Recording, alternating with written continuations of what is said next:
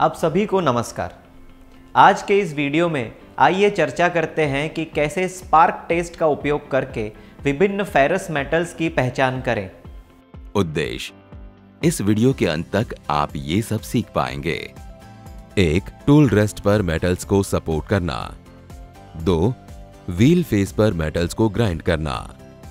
3. Spark test द्वारा विभिन्न ferrous metals की पहचान करना। आइए हम इसे प्रैक्टिकल तौर पर करने के लिए आवश्यक मशीनरी पर चर्चा करें। Grinding machine. 1. ग्राइंडिंग के लिए विभिन्न फेरस मेटल्स के टुकड़ों का उपयोग किया जाता है, जैसे cast iron, wrought iron, pig iron, low carbon steel, medium carbon steel, high carbon steel, stainless steel, high magnesia steel और टंगस्टन मैग्नेट स्टील, प्रत्येक 1 नंग।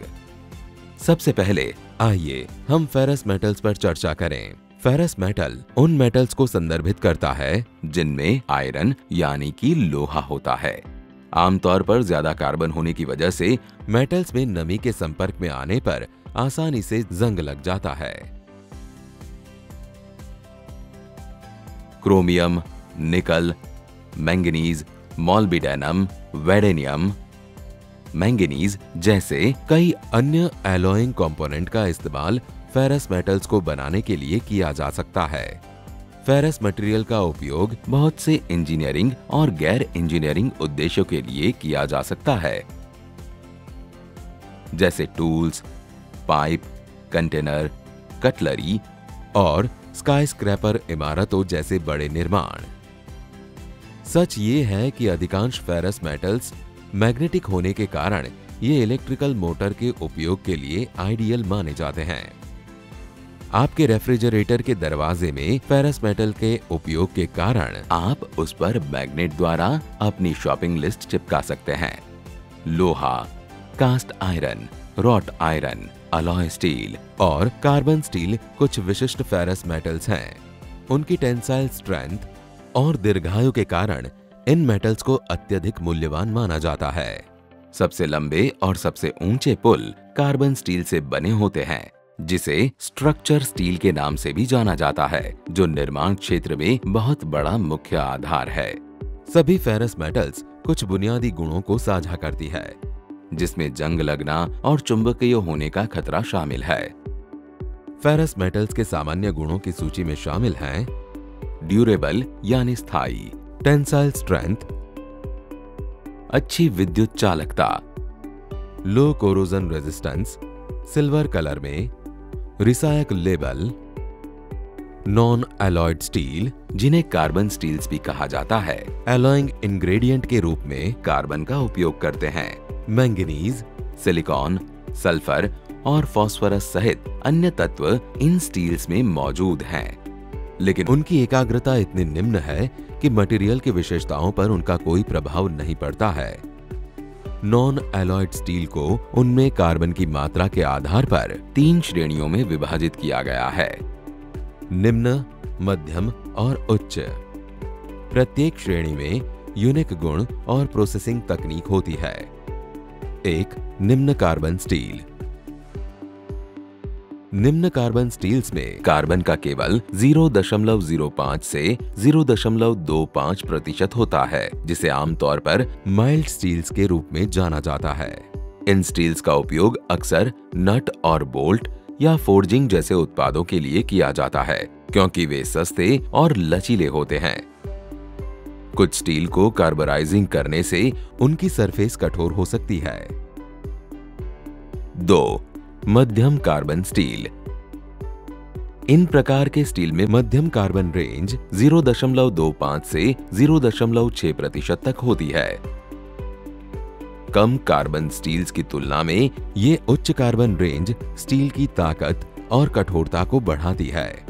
फिर भी ये स्टील निम्न कार्बन स्टील की तुलना में कम डक्टाइल होते हैं, क्योंकि मध्यम कार्बन स्टील में अधिक कार्बन और मैंगनीज होते हैं। इसीलिए उन्हें टेम्पर्ड किया जा सकता है और दबाया जा सकता है। ऑटोमोटिव सेक्टर में पार्ट्स जैसे गियर, एक्सल और शाफ्ट बनाने के लिए अक्सर उपयोग किए जाने के अलावा ये स्टील रेलवे में भी उपयोग के लिए बेहद अनुकूल हैं। उच्च कार्बन स्टील सबसे मजबूत नॉन एलॉयड स्टील उच्च कार्बन स्टील है, जिनमें 0.6 से 1% तक की कार्बन की मात्रा होती है।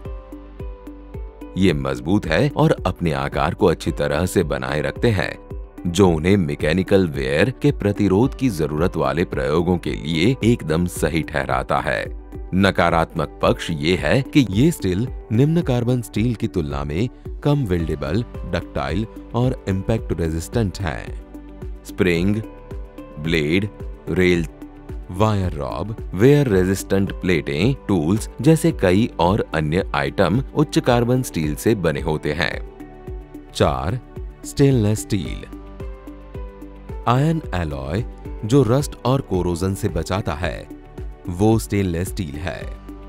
इसमें कम से कम 11% क्रोमियम है और अन्य बढ़िया गुणों को पाने के लिए अन्य नॉन मेटल्स और तत्वों को भी शामिल किया जा सकता है। स्टेनलेस स्टील में क्रोमियम जंग को रोकता है तथा एक पैसिव परत बनाता है जो मेटल की रक्षा कर सकता है और ऑक्सीजन की उपस्थिति में स्वयं को सही भी रख सकता है। आइए हम इसे प्रैक्टिकल तौर पर करें। स्टेप 1, ग्राइंडिंग के लिए ग्राइंडिंग की मशीन तैयार करें। Step 2, tool rest, work rest पर मेटल्स को सपोर्ट करें। स्टेप 3, व्हील के फेस पर मेटल के साथ हल्का दबाव डालें। स्टेप 4, व्हील के फेस पर मेटल्स को ग्राइंड करें। स्टेप 5, स्पार्क की लंबाई और रंग से मेटल की पहचान करें। स्टेप 6, केवल ग्राइंडिंग व्हील के फेस पर मेटल को ग्राइंड करें। निम्नलिखित विभिन्न मेटल्स को ग्राइंड करें तथा स्पार्क्स की पहचान करें। विभिन्न मेटल्स: 1. निम्न कार्बन स्टील, 2. मध्यम कार्बन स्टील, 3. उच्च कार्बन स्टील, 4. उच्च गति स्टील, 5. Stainless steel. आइए स्पार्क टेस्ट पर चर्चा करें। उद्देश्य: ये आपकी मदद करेगा 1. ग्राइंडिंग द्वारा विभिन्न मेटल्स में स्पार्क टेस्टिंग की पहचान करें। 2. ग्राइंडिंग मशीनों में ग्राइंडिंग की प्रक्रिया करें। ये फेरस मटेरियल के सामान्य वर्गीकरण को निर्धारित करने की एक विधि है।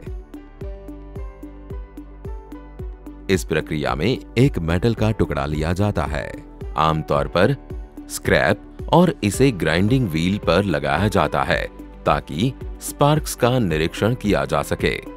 वर्गीकरण निर्धारित करने के लिए इन स्पार्क्स की तुलना चार्ट या किसी जाने माने टेस्ट सैंपल के स्पार्क से की जा सकती है। स्पार्क टेस्टिंग का उपयोग फेरस मटेरियल को सॉर्ट करने के लिए भी किया जा सकता है। इसे ये नोट करते हुए किया जा सकता है कि स्पार्क सामान्य है या अलग है, और एक दूसरे में अंतर स्थापित करते हुए। स्पार्क टेस्टिंग का उपयोग किया जाता है क्योंकि ये तेज, आसान और सस्ता है। इसके अलावा टेस्ट सैंपल को किसी भी तरह से तैयार नहीं किया जाना चाहिए, इसीलिए अक्सर स्क्रैप के पीस का उपयोग किया जाता है। स्पार्क टेस्टिंग का मुख्य नुकसान ये है, ये किसी मटेरियल को पॉजिटिव तरीके से पहचानने में असमर्थ है। यदि पॉजिटिव पहचान की जरूरत है तो केमिकल विश्लेषण का उपयोग किया जाना चाहिए। स्पार्क कंपैरिजन मेथड भी परीक्षण की जा रही मटेरियल को थोड़ा नुकसान पहुंचाता है।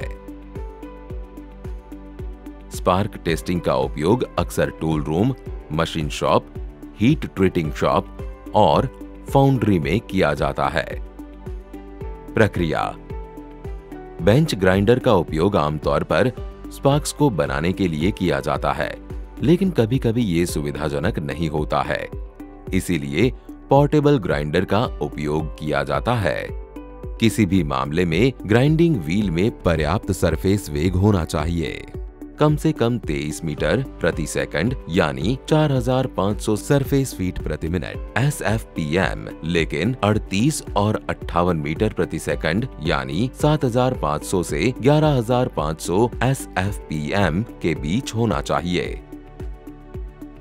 व्हील मोटा और कठोर होना चाहिए, इसलिए अक्सर एल्यूमीनियम ऑक्साइड या कार्बोरेंडम का प्रयोग किया जाता है। टेस्ट एरिया एक क्षेत्र में होना चाहिए जहां पर्यवेक्षक की आंखों में कोई चमकीली रोशनी सीधी नहीं गिर रही हो। इसके अलावा ग्राइंडिंग व्हील और आसपास के एरिया में अंधेरा होना चाहिए ताकि स्पार्क्स को बिल्कुल स्पष्ट देखा जा सके।